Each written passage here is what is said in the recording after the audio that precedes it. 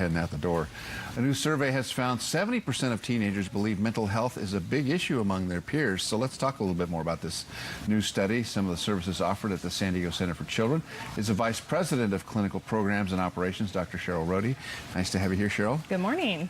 Let's talk about this because there's this new study. Tell me what it says, basically. Well, it's letting us know that 70% of teenagers are saying, hey, I'm concerned about depression and anxiety amongst my peers and maybe myself too. It's really great that they're letting us know that, as opposed to saying, hey, everything's fine, right? When you ask, how you doing? Fine.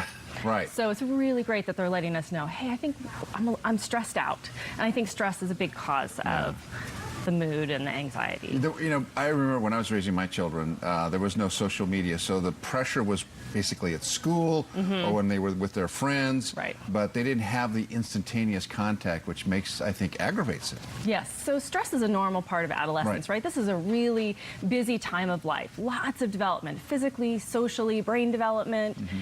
And now we're adding stress to that already stressful period of time. That social media is constant. It's very hard for them to get away from it and turn it off. So yes, it's just another stressor that can overtax them. What do you think is stressing them? The fact that they want to keep up with their friends, the fact that they want to achieve at their parents' expectations? What is it? I think it's everything. It can be social, it can be media, it can be family pressures, it can be academic. It's all those things together. And if adolescents don't have the skills to be able to say, hey, that's too much, then they can become overwhelmed. And, you know, so maybe our kids didn't have that level of social media, that extra stress that our kids now do have. Yeah, I remember one of the things that was most important was for me to be available. Yes. To watch what my kids were doing, to listen to what they were saying, and to kind of interject when you were supposed to interject, because they never want to talk. When they hit 12, it's like it's another person. So they just switch. Their hormones are, you know, doing all kinds of crazy things, and you try to reach out, and they don't want to reach out back. So how do you get through that? Well, you know, you just keep reaching out. You don't let that barrier get in the way of connecting with your teenager. Checking in with them regularly. How you doing? What's going on? You know, gosh, I had a busy day today. You know, what was the best part of your day? Don't let that barrier get in the way of you keeping up and asking.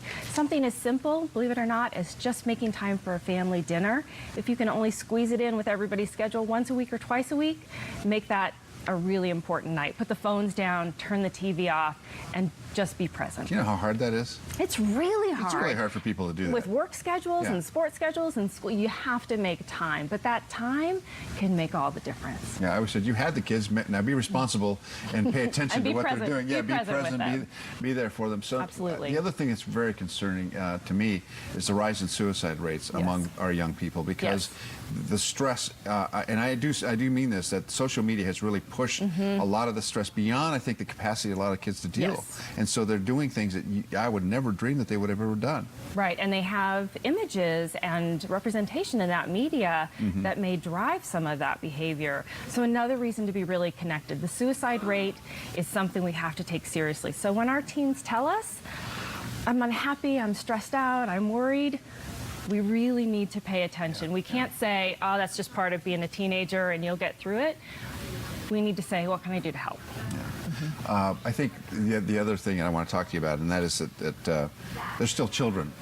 I think they were still children until they're 25. And we expect them to go from being children to being adults in about 4 years' time, right? That high school. We expect that transition to happen so quickly, and they really need us in that process. Yeah, they haven't quite gotten the coping skills completed into their system, so they're not able to say, all right, I can get through this because today... They're going to tell you, I got this. I got it. No, they always feel very... Yeah, right, exactly, you get that. So tell me about the San Diego...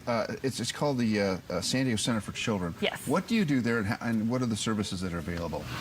We're a children's mental health organization. We do all kinds of mental health and social services, depending on what kids and families need. Lots of times where families need to start is just to reach out and say, I'm concerned, and maybe could we come in and ask some questions, get an assessment, and talk about what's going on and figure out what kind of help we need. Families often don't know where to start. Yeah. Is any situation hopeless? No, never.